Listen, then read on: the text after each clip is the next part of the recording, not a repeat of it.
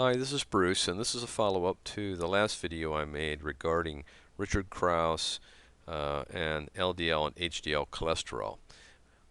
We refer to bad cholesterol as LDL, and according to this article, which I referred you to on Men's Health, bad cholesterol is a shorthand for four major types of independently behaving LDL, low-density lipoprotein, each with its own implications for heart disease. Some of these forms of LDL are relatively safe, some are dangerous, and treating them all as one and the same is telling us little about the LDL cholesterol that matters, all the while sending health costs through the roof.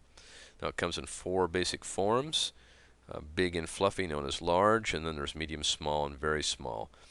Diets high in saturated fat, believe it or not, boost fluffy, large LDL particles. Low-fat diets, high in carbohydrates, propagate the smaller forms, particularly as they aggravate insulin.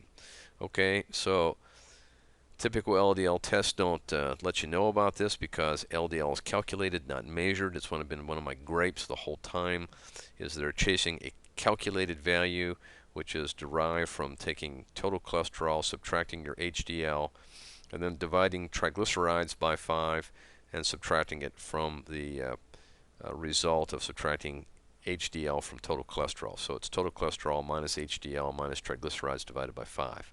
That is where we get LDL. It's not even measured, and that's the most common way to determine LDL cholesterol. Now, you got a personal mix, and you really need to know about it. And here are what they found in people with cardiovascular disease. What are the most important predictors that you'll have it? High levels of small and medium LDL combined with low HDL, more likely to be in diabetics, and it was previously called atherogenic lipoprotein phenotype or pattern B.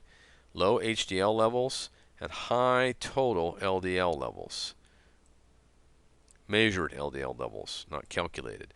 According to Dr. Krauss, the three risk factors appear to represent three separate processes that put your cardiovascular health at risk. High total LDL was only marginally predictive of heart disease in men.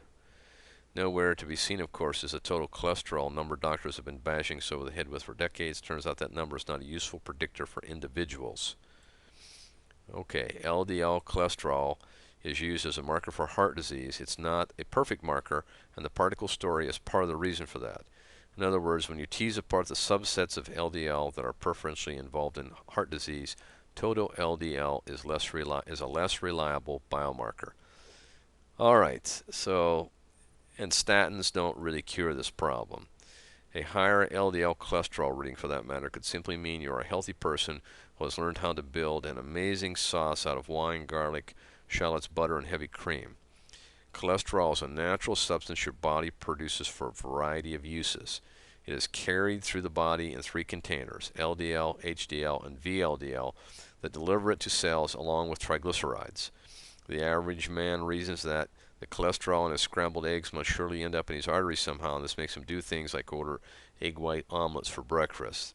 There's indeed a link between the cholesterol you eat and the cholesterol in your arteries. It's not just that eat more, have more worry has been drummed into you for years. In fact, your body's production and uptake of cholesterol is highly regulated.